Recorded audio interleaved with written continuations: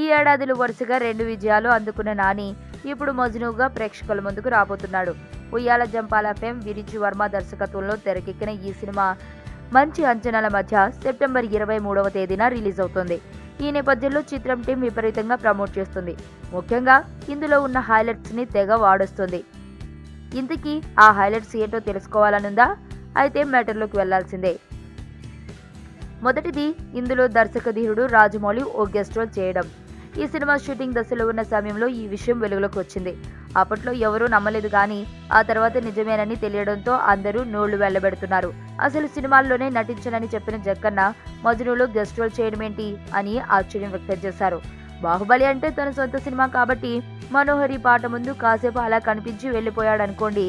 కానీ నాని ఇలాంటి సినిమాలో గెస్ట్ పాత్ర చేయడం నిజంగా విశేషమే. ఈగ సినిమాతో బెస్ట్ ఫ్రెండ్స్ అయిన ఈ ఇద్దరు ఆ ఫ్రెండ్షిప్ కారణంగానే జక్కన్న గెస్ట్ పాత్ర నటించాడని తెలిసింది. ఈయన పాత్ర సెకండ్ హాఫ్ లో హైలైట్ గా నిలవనుంది. ఇదివరకే రిలీజ్ అయిన ట్రైలర్ లో వెనుక వైపు నుంచి జక్కన్నను చూపించారు. ఇక రెండోది, బాహుబలి ది బిగినింగ్ లో రానా వాడిన రథం ని ఇందులో నాని వినియోగించడం. ఈ రథాన్ని కూడా టీజర్ ట్రైలర్ లో చూపించడం జరిగింది. ఈ రథం కూడా సినిమాలో కీలకం కానుందని చెప్పకనే చెప్పేయొచ్చు. మొత్తానికి నాని జక్కన్న మధ్య రిలేషన్ ఏ స్థాయిలో ఉందో ఈ చిత్రం నిరూపించనుంది. కాగా ఇందులో నాని సరసన అను ఇమానియల్, ప్రియా శ్రీలు హీరోయిన్లుగా నటించారు. ఈ చిత్రంలో విలన్ క్యారెక్టర్ లేకపోవడం మరో విశేషం.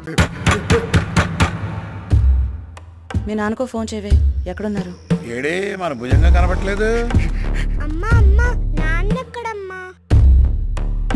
ఆయన ఎక్కడుంటారో శివగాడికి తెలుసు. సార్ పొరపాటు జరిగిపోయింది సార్. 1 కాదు 2. ఎవరికి తెలియకుండా కాపాడు. నాన్న హలో